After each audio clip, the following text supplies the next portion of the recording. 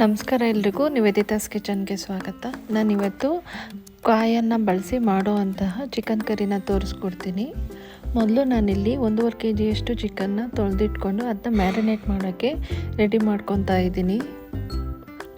ನೀವು ಇದನ್ನು ಒಂದು ಅರ್ಧ ಗಂಟೆಯಷ್ಟು ಮ್ಯಾರಿನೇಟ್ ಮಾಡಿದ್ರೆ ಒಳ್ಳೆ ಟೇಸ್ಟಿಯಾದ ಚಿಕನ್ ಕರಿ ರೆಡಿ ಆಗುತ್ತೆ. ಮೊದಲು ನಾನಿಲ್ಲಿ 3 ಸ್ಪೂನಷ್ಟು ಖಾರದ ಪುಡಿ, 3 ಸ್ಪೂನಷ್ಟು ಶುಂಠಿ ಬೆಳ್ಳುಳ್ಳಿ ಪೇಸ್ಟು, 1 ಸ್ಪೂನಷ್ಟು ಅರಿಶಿನದ ಪುಡಿ, ಹಾಗೆ ಒಂದು 2 ಸ್ಪೂನಷ್ಟು ಪುಡಿ ಉಪ್ಪನ್ನ ಬಳಸ್ತಾ ಇದ್ದೀನಿ. ನೀವು ಚಿಕನ್ಗೆ ಎಷ್ಟು ಉಪ್ಪು ಬೇಕೋ ಅಷ್ಟು ಉಪ್ಪನ್ನ ಈಗಲೇ ಸೇರಿಸೋದ್ರಿಂದ ನೀಟಾಗಿ ಚಿಕನ್ಗೆ ಉಪ್ಪು ಮತ್ತು ಖಾರ ಹಿಡಿಯುತ್ತೆ.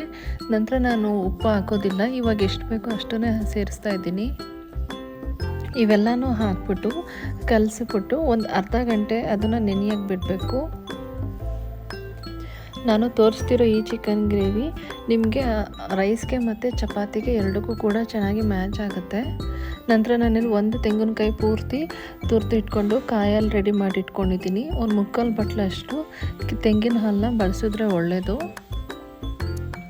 ನಂತರ ನಾನಿಲ್ಲಿ 2 ಸ್ಪೂನಷ್ಟು ಸೋಂಕಾಳು ಹಾಗೆ ಒಂದು 2 ಸ್ಪೂನಷ್ಟು ಜೀರಿಗೆನ ಹಾಕ್ಬಿಟ್ಟು ಜೊತೆಲಿ ಪುಡಿ ಮಾಡಿಟ್ಕೊತಾ ಇದ್ದೀನಿ. ಇದನ್ನು ಚಿಕನ್ ಗ್ರೇವಿ ಮಾಡಬೇಕಾದ್ರೆ ಹಾಕಬೇಕಾಗತ್ತೆ. ಹಾಗಾಗಿ ನಂತರ ನಾನಿಲ್ಲಿ ಒಂದು ಬಾಣಲಿಗೆ ಸ್ವಲ್ಪ ಎಣ್ಣೆ, ಒಂದು 5ರಿಂದ 6 ಸ್ಪೂನಷ್ಟು ಎಣ್ಣೆನ ಹಾಕ್ಬಿಟ್ಟು ಎಣ್ಣೆ ಕಾದ್ಮೇಲೆ ಒಂದು 4 ಈರುಳ್ಳಿನ ಸಣ್ಣದಾಗಿ ಉದ್ದಕ್ಕೆ ಹೆಚ್ಚಿಟ್ಕೊಂಡಿದ್ದೀನಿ, ಅದನ್ನು ಹಾಕಬೇಕು. ಮೊದಲು ಕರ್ಬೇವಿನ ಸೊಪ್ಪನ್ನ ಹಾಕಿ ನಂತರ ಈರುಳ್ಳಿನ ಹಾಕಿ ಈರುಳ್ಳಿ ಫುಲ್ ಫ್ರೈ ಆಗೋವರೆಗೂ ವೆಯ್ಟ್ ಮಾಡಬೇಕು. ನೀವು ಅರ್ಧ kgಗೆ 1 ಈರುಳ್ಳಿ ಅನ್ನೋ ಥರ ಬಳಸಿದ್ರೂ ಆಗುತ್ತೆ, ಅಥವಾ 1 ಎಕ್ಸ್ಟ್ರಾ ಹಾಕಿದ್ರೂ ಕೂಡ ನಡೆಯುತ್ತೆ. ನಾನಿಲ್ಲಿ ಟೋಟಲ್ 4 ಈರುಳ್ಳಿನ ಬಳಸ್ತಾ ಇದ್ದೀನಿ. ಈರುಳ್ಳಿ ಎಲ್ಲ ಫ್ರೈ ಆಗಿದೆ. ನಂತರ ನಾನು ಇಲ್ಲಿ ಮ್ಯಾರಿನೇಟ್ ಮಾಡಿರೋಂಥ ಚಿಕನ್ನ ಹಾಕ್ತಾಯಿದ್ದೀನಿ. ಒಂದು ಅರ್ಧ ಗಂಟೆ ಅಥವಾ 3/4 ಗಂಟೆ ಇದನ್ನು ಮ್ಯಾರಿನೇಟ್ ಮಾಡಿದರೆ ಒಳ್ಳೆಯದು, ಸಖತ್ ಟೇಸ್ಟಿಯಾಗಿರುತ್ತೆ. ಮನೇಲಿ ಒಂದ್ಸಲ ಟ್ರೈ ಮಾಡಿ ನೋಡಿ. ನಾನು ತೋರಿಸಿರೋ ಈ ರೆಸಿಪಿ ನಿಮಗೆ ಇಷ್ಟ ಆದರೆ ನಿವೇದಿತಾಸ್ ಕಿಚನ್ನ ಲೈಕ್ ಮಾಡಿ, ಶೇರ್ ಮಾಡಿ, ಹಾಗೆ ಸಬ್ಸ್ಕ್ರೈಬ್ ಮಾಡಿ. ನಿಮ್ಮ ಸ್ನೇಹಿತರಿಗೂ ಕೂಡ ತಿಳಿಸಿ. ನೀವು ಮ್ಯಾರಿನೇಟ್ ಮಾಡಿರೋ ಚಿಕನ್ ಹಾಕಿದ್ಮೇಲೆ ಅದನ್ನು ಮೀಡಿಯಮ್ ಫ್ಲೇಮ್ ಅಥವಾ ಹೈ ಫ್ಲೇಮ್ ಇಟ್ಬಿಟ್ಟು ಒಂದು 10 ನಿಮಿಷಗಳ ಕಾಲ ಚೆನ್ನಾಗಿ ಅದನ್ನು ಹುರ್ಕೋಬೇಕಾಗುತ್ತೆ, ಸ್ವಲ್ಪ ನೀರು ಬಿಡೋವರೆಗೂ.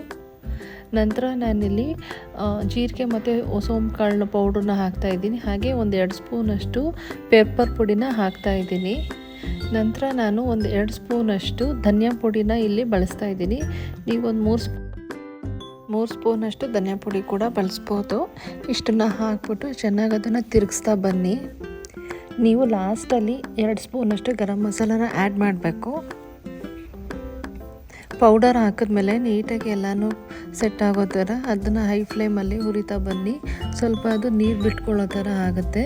ಮೇಲ್ಗಡೆ ಒಂದು ಲಿಡ್ನ ಮುಚ್ಚಿಬಿಟ್ಟು ಬೇಯಿಸ್ಕೊಳ್ಬೇಕು.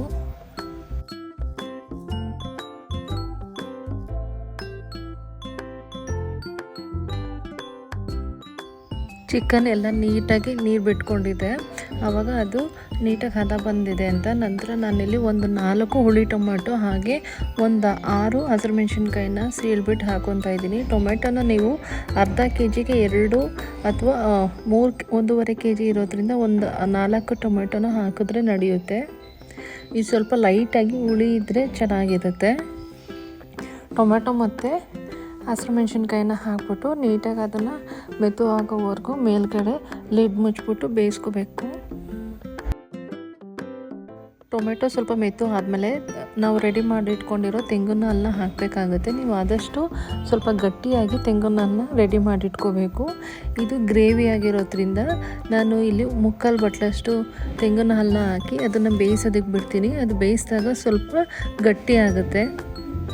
ತೆಂಗಿನ ಹಾಲು ಆದಷ್ಟು ನೀವು ಗಟ್ಟಿಯಾಗಿಯೇ ಬಳಸಿದ್ರೆ ಒಳ್ಳೆಯದು.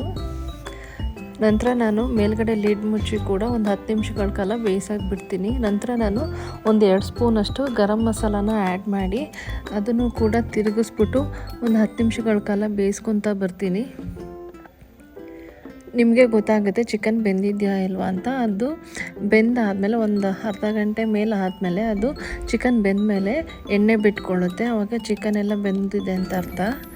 ನೀವೇ ನೋಡ್ತಾ ಇರ್ಬೋದು ನೀಟಾಗೆಲ್ಲ ಅದು ಎಣ್ಣೆ ಬಿಟ್ಕೊಂಡಿದೆ. ಇದಿನ್ನೂ ಒಂದು 10 ನಿಮಿಷಗಳ ಕಾಲ ಲೋ ಫ್ಲೇಮ್ ಮಾಡಿಬಿಟ್ಟು ಬೇಯಕ್ಕೆ ಬಿಡ್ತೀನಿ, ಯಾಕಂದರೆ ಇನ್ನೂ ಸ್ವಲ್ಪ ಮಸಾಲೆ ತಿಕ್ನೆಸ್ ಬರುತ್ತೆ.